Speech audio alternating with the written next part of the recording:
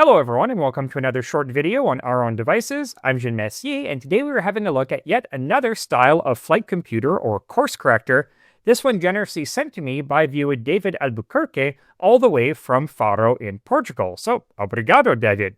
Specifically, this is a replica of a Corrector de Abatimento or Corrector de Rumos developed in 1921 by an often overlooked aviation pioneer, at least here in North America, Carlos Diego's Gago Coutinho. Now, Coutinho's life is a long and fascinating one, but very briefly, he was born in 1869 in Lisbon and joined the Portuguese Navy in 1886. For most of his career, he worked for the Cartography Commission, conducting geographical surveys of Portuguese colonies such as Mozambique, Timor, and Angola. Then, in 1911, he met and befriended Portuguese aviator Artur de Sacadura and Cabral, and together the two men cultivated a passion for advancing the art of long-range aerial navigation. To this end, the two men made a number of experimental long-distance flights, including between Lisbon and Madeira on March 22, 1921, before deciding to make the first aerial crossing of the South Atlantic from Lisbon to Rio de Janeiro in 1922, the centenary of Brazil's independence.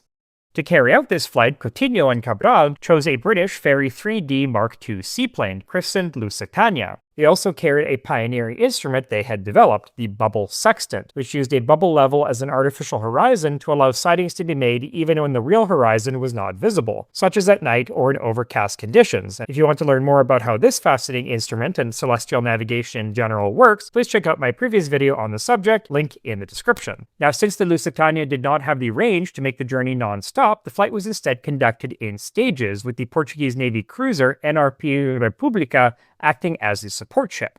Coutinho and Cabral took off from Bom Sucesso Naval Air Station near Lisbon on March 30th, 1922, landing later that day at Las Palmas in the Canary Islands. The following day, they flew to São Vicente in the Cape Verde Islands, where they conducted repairs on their aircraft until the 17th, whereupon they flew to Santiago Island and, that same day, crossed 1,700 kilometers of the South Atlantic to the St. Peter and St. Paul archipelago off the Brazilian coast. Unfortunately, upon landing, the aircraft lost a float in rough seas and promptly sank, not the first Lusitania to do so. But not all was lost, because overwhelming public support in both Portugal and Brazil prompted the Portuguese government to dispatch another ferry biplane dubbed Patria so that the two aviators could continue their journey.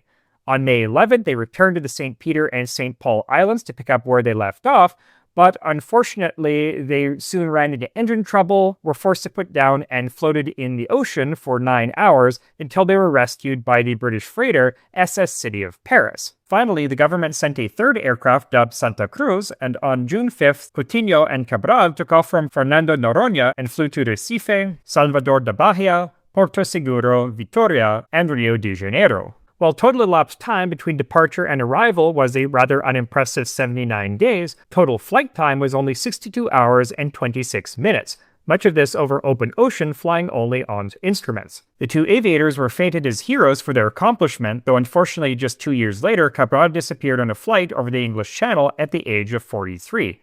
Coutinho, however, died in 1949 at the ripe old age of 90 and is still celebrated in both Portugal and Brazil. Indeed, in 2022, the airport in Faro was officially renamed Gago Coutinho Airport.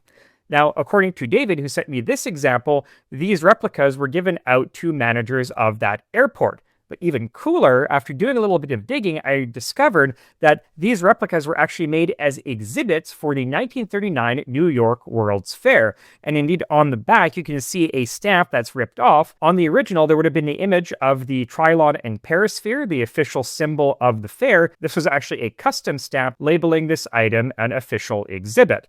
Longtime viewers of the channel will know that I am absolutely obsessed with the 1939 World's Fair, so that connection makes this an even cooler addition to my personal collection.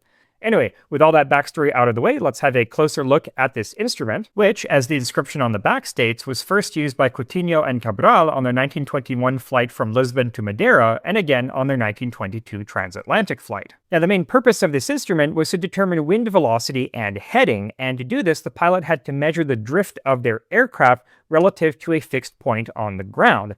Now, Coutinho did this using graduated markings on the horizontal stabilizer of his aircraft and smoke pots thrown into the water in order to act as fixed references. Later on, more sophisticated instruments known as drift sights were developed for this purpose. And as luck would have it, I also have a previous video on these devices, link in the description. Anyway, to determine wind direction, we first take two drift readings at two different headings 45 degrees apart. For example, let's say heading 1 is 30 degrees, drift angle 1 is plus 13 degrees, true heading 2 is 75 degrees, and drift angle 2 is plus 17 degrees, and true airspeed is 100 knots. We set this arm to 13 degrees, and the other arm to 17 degrees.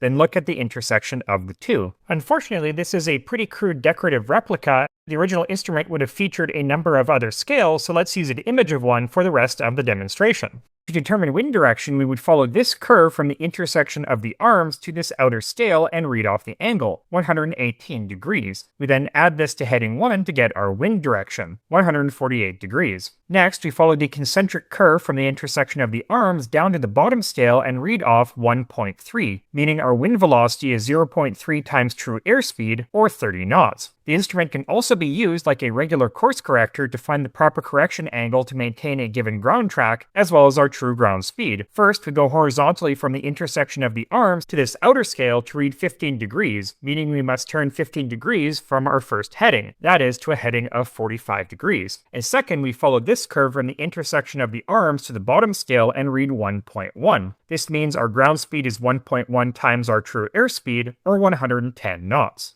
And that, dear viewers, is a brief history of the first aerial crossing of the South Atlantic and the Coutinho course corrector. Thank you so much to David for sending me this fascinating item. I hope you enjoyed that. I will see you next time in another video where we'll look at yet more fascinating navigational instruments and other devices just like this one. Until then, I'm Jean Messier from Our Own Devices. Have a great day.